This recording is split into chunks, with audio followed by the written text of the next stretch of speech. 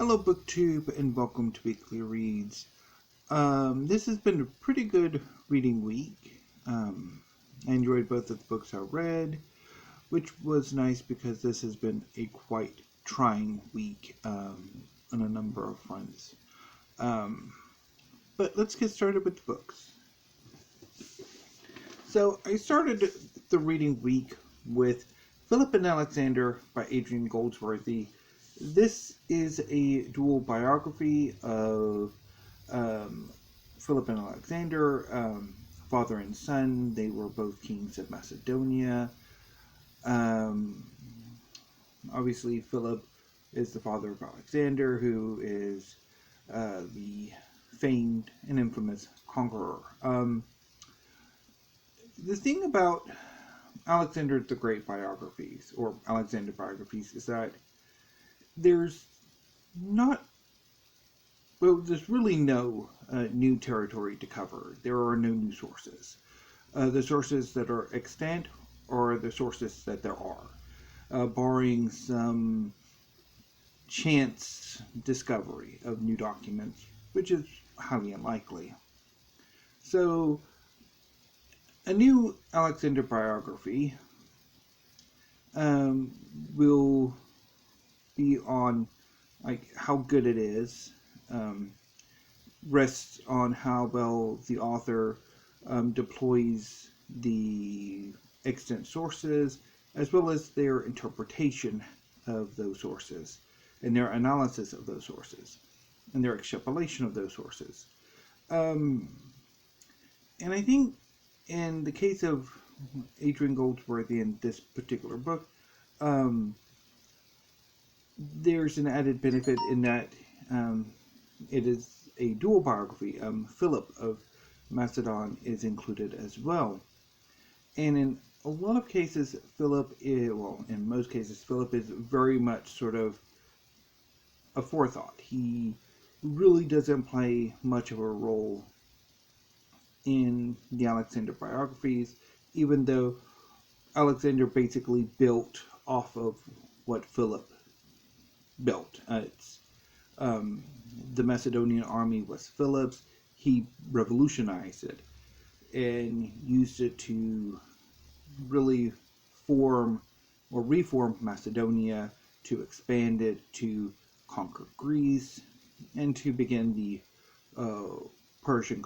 conquest of Persia, which of course Alexander completed and went a bit further.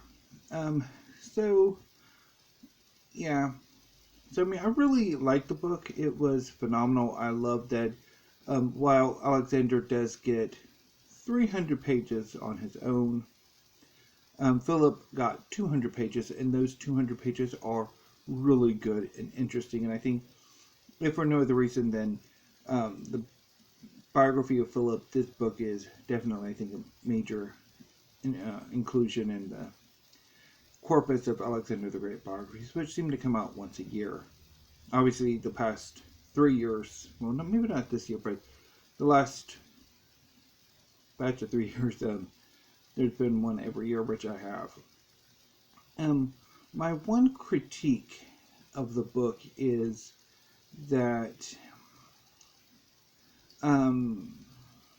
while he does include a lot of the speculation, or the things that have been speculated, and he informs the reader that these are speculations. There are some speculations that he says, okay, they're speculations, but then proceeds to approach or to handle as if they are confirmed.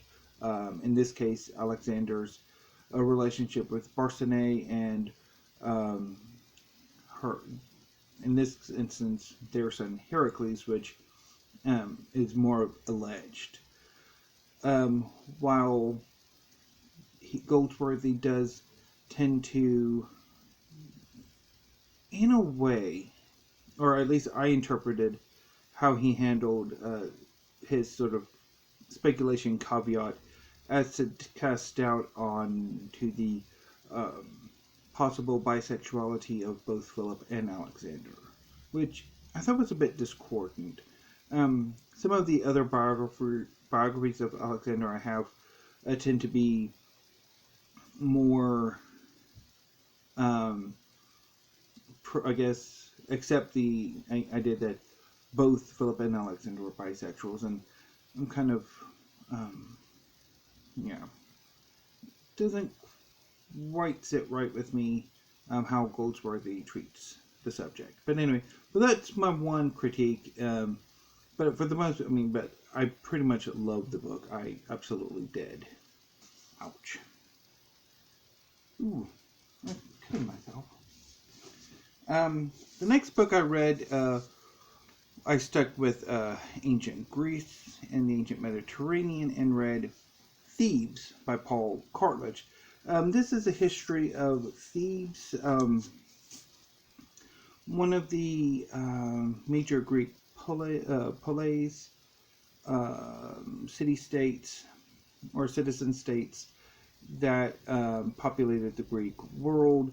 Obviously, Athens and Sparta get pretty much the vast majority of attention, while the others, Thebes, Corinth, Argos, so on and so forth, get no real histories or anything like that. So, on the basis of that, I mean, Thebes is really good, and I enjoyed the book. I had a rough start of it, but once I got into it, it really picked up, and I really started to enjoy it.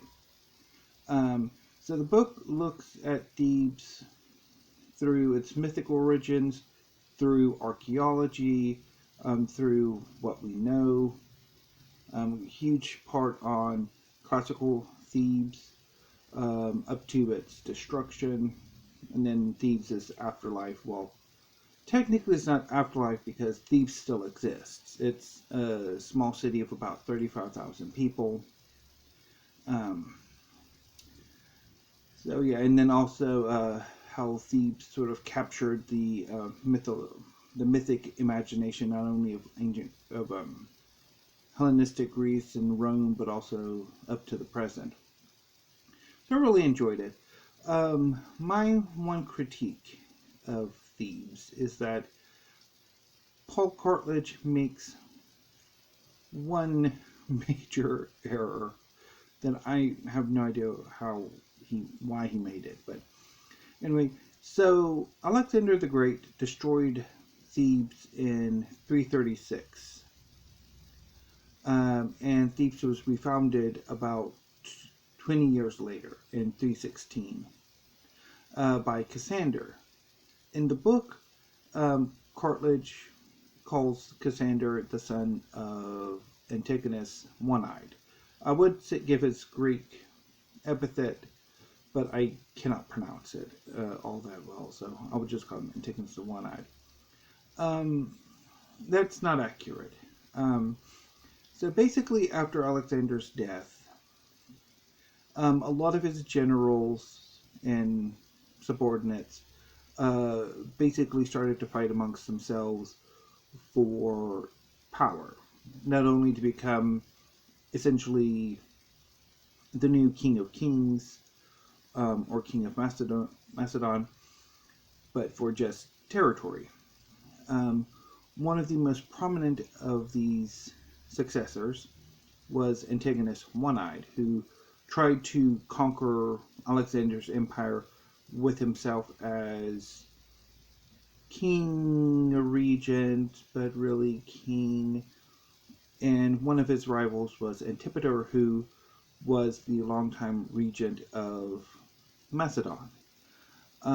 Cassander was the son of Antipater, who, after his father's death, rose as one of the successors and essentially controlled Macedon and at least the official son of Alexander, Alexander the Fourth. I think Alexander's Alexander the Third.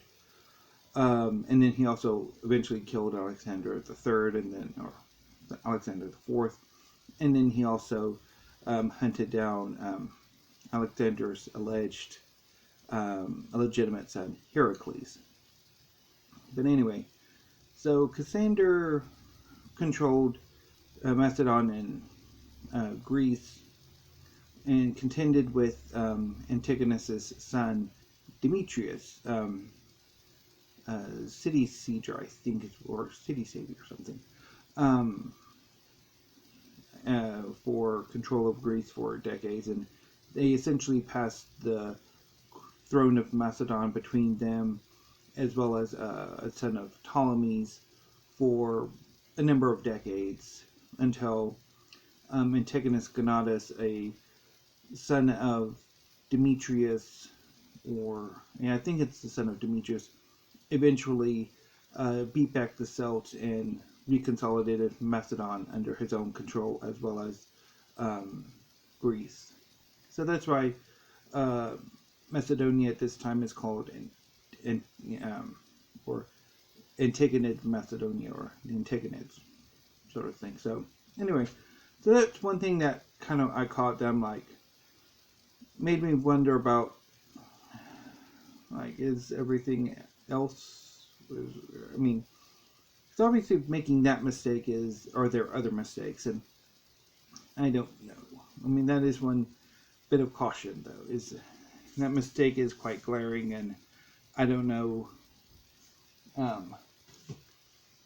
how it affected, if there are any other mistakes. I mean, that's the one I caught. Also, Bertolt Brecht's birth date. It was 1889 and not 1989. But anyway, I mean, on the whole, I enjoyed the book. Although that error obviously raises some questions. Anyway, so what will I be reading this coming reading week? I'm going to start this weekend with King of the World by Philip Mansel. This is a biography of Louis XIV, and I've been meaning to get to it since I picked it up last year, and I'm quite happy to have it and get to it. And I'm thinking I should be able to finish King of the World by Monday. It's actually shorter than Philip and Alexander, so I'm thinking I can get it done by Monday. After King of the World, which I think I'll try to start on Monday, but if not, obviously it'll be on Tuesday, will be Bell Redemption for Empires of Vice by Diana S. Kim. This is a history of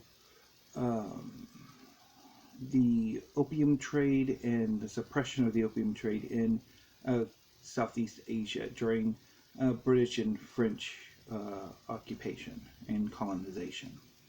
I tried this at the end of August for the History Reading Challenge, and while I really enjoyed the book, I'm thinking it was just I wasn't making much progress, and I decided to bail on it. But I've wanted to come back to it, and I will be coming back to it this week, or this reading week.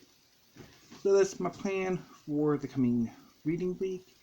I have one more history I want to read before the end of the year, so that will be what I will be reading on next Saturday, and throughout probably up to Monday. And I think once that's done, I think the rest of the month I'm going to try to read mostly fiction and see how that goes, because I'm definitely feeling a desire to read more fiction, or any fiction. Although I have been reading fiction with a New Worlds November, which, speaking of, I know I mentioned last Friday that I wanted to do a separate New Worlds November reflection video. Not so much a wrap-up, since obviously I've been kind of doing those during weekly reads. I filmed a video on Monday, and I didn't like it. It wasn't very good. It was rather depressing, I think. So I decided to trash it and not do it. I mean, I wish I'd had better luck with New Worlds November, but as it seems, I do have a lot of trouble with participating with BookTube reading events. and also fiction in general. So, I mean, although I'm quite pleased with a lot of the stories I read, a lot of them were really good, or a number of them were. And I quite liked, well, I think I liked the author selections in the Big Book of Science Fiction, the book I read for New Worlds in November. Although some of the stories might not have quite been the right ones or really have worked. I'm mainly thinking about Repent, Harlequin said the TikTok man, or Harlan Ellison.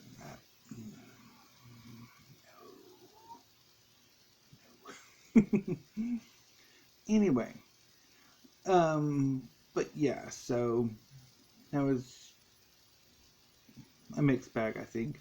Anyway, so this coming week, I will try to do some tag videos. There are a number of tag videos that have appeared in the last few days that I really want to do, namely the random 26 questions tag by David Murphy, which came out yesterday. I watched it this afternoon and absolutely loved them, and I cannot wait to do them. So I might be doing them on Monday instead of Tuesday. And I will try to do some more tags throughout the week, and of course there'll be weekly reads. So in your booktube, pretty much I need to kind of go ahead and sign off for now, because I have a thing I need to do real quick. So in your booktube, until I see you next week, thank you, have a great evening and weekend, and stay safe.